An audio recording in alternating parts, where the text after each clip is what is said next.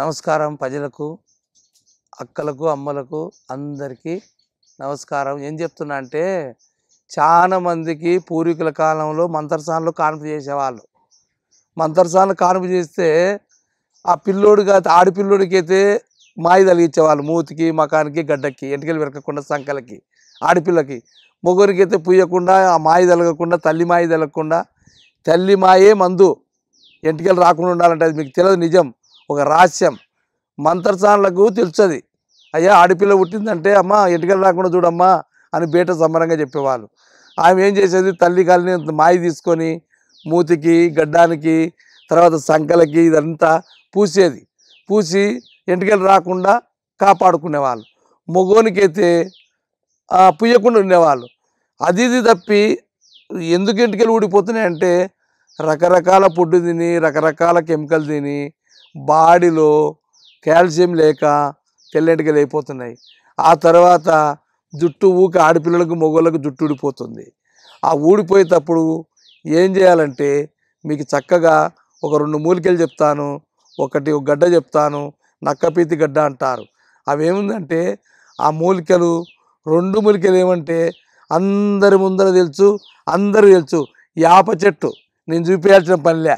ఒక యాప చెట్టు అందరూ తెలిసినది, అన్ని పూజలు చేసేది బిల్లంపత్రి చెట్టు.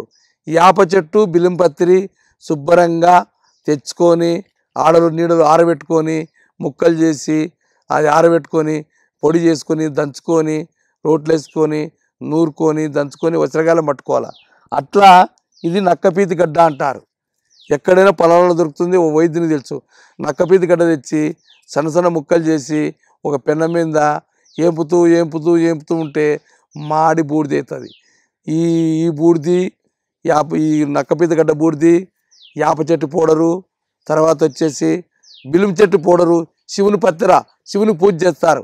ఆ 3 శుభ్రంగా వడగట్టుకొని దంచుకొని వసరకాలం పట్టుకొని ఓ డబ్బలు ఎత్తుకొని ఇట్లా తయారు చేసుకొని పెట్టుకొని ఆ పొడి అప్పటికప్పుడు ఎక్కడైతే 1 గంట, 2 గంటలు, 3 గంటలు మనకు తీరుకుంది.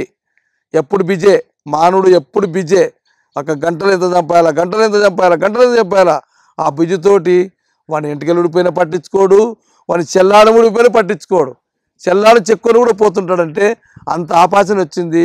వచ్చేటప్పుడు ఊకనే వస్తాము, పోయేటప్పుడు ఊకనే పోతాము. ఉన్నంతవరకు సంత అనేది ఎవరో తెలియదు. అమ్మ రాడు, అక్క రాడు, నాయన రాడు. వచ్చేదొక్కడే, పోయేదొక్కడే. ఎందుకంటే ఉన్నంతవరకు అన్నీ కావాలని కోరికలు, అన్ని ఆలోచన, అన్ని సంపాదన. మా చెంచోలు చేసే నిజం చెప్తున్నాను. యాపాకు, బిల్లంపత్రి ఆకు, నక్కపీతి గడ్డ ఈ సూర్ణ తయారు చేసుకొని శుభ్రంగా దంచుకొని వసరకాలం పట్టుకొని అది తయారు చేసుకునే విధానం, నీట్గా చేసుకునే విధానం.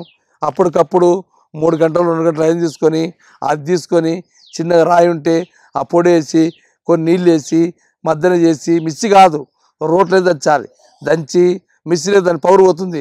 అది తీసుకొని మీసాలు లేకుంటే మీసాలకు తర్వాత పూసుకొని గడ్డానికి పూసుకొని ఏమన్నా ఉన్నా కానీ కాళీసార్లు పూసుకుంటే ఎంటికలు అనేది 60 రోజులు కంటిన్యూగా చేస్తే పెట్టుకుని 2 గంటలు, 3 గంటలు ఉన్నాక మఖం కడుక్కోవాలి. అప్పుడు వెంట్రుకలు ఊడిపోయినవి, గందులు ఊడిపోయినవి జనరేట్ అయ్యి మీసాలు, గడ్డాలు బాగా వస్తాయి. పేను కొరికిన దానికి కూడా పనిచేస్తుందని నేను 100% గ్యారంటీ చెప్తున్నాను. మీరు తయారు చేసుకుంటే చేసుకోండి. అన్నీ చెప్పినాను. చేసుకునే విధానం చెప్పినాను, కలుపుకునే విధానం చెప్పినాను, పూసుకునేది చెప్పాను. లేకుంటే మాకు హైదరాబాద్లో ఒక నంబర్ ఉంటుంది. ప్రతి ఆదివారం వస్తాము. ఇక్కడ దొరుకుతుంది. కర్నూలు ఒక నంబర్ ఉంటుంది, అక్కడ దొరుకుతుంది. తయారు కూలి కాటికే తీసుకుంటాము. ఎంటికలకి గ్యారంటీగా చెప్తున్నాను. ప్రతి మంగళ షాపు పోతారు, మీ బాధలు చెప్పుకుంటారు, వాళ్ళు తగినది వాళ్ళు ఇస్తారు. వస్తాయి, లేకుంటే లేదని భయపడతారు. మా కాడ గ్యారంటీగా. అది ఇంకోటి, కొంతమంది నేపాల గింజలు పూస్తారు, పుండేతుంది, ఓపుకుంటే పూపించుకుంటారు, లేకుంటే నల్లు మితాకు పూస్తారు. పుండైనా మళ్ళీ వస్తాయి. పుండు కాకుండా చక్కగా మీ ఎంటికలు మలిచే అవకాశం చెప్పాను. చక్కగా చెంచులు వంశపూర్వంగా అనుభవైద్యులు మా తరతరాలు చేసుకొచ్చారు కాబట్టి మీకు కూడా చెప్తున్నాను. బుద్ధి పుడితే చేసుకోండి, ఓపుకుంటే చేసుకోండి, వాడండి.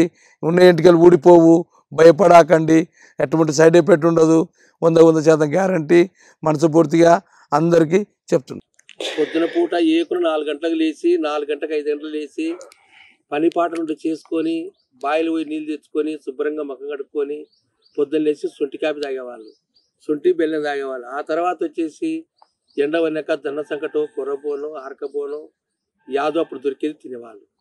ఆ తర్వాత తిన్న తర్వాత మనిషిగా పొద్దున 4 గంటలకు లేచి 6 గంటలకే భోంచేసేవాళ్ళు.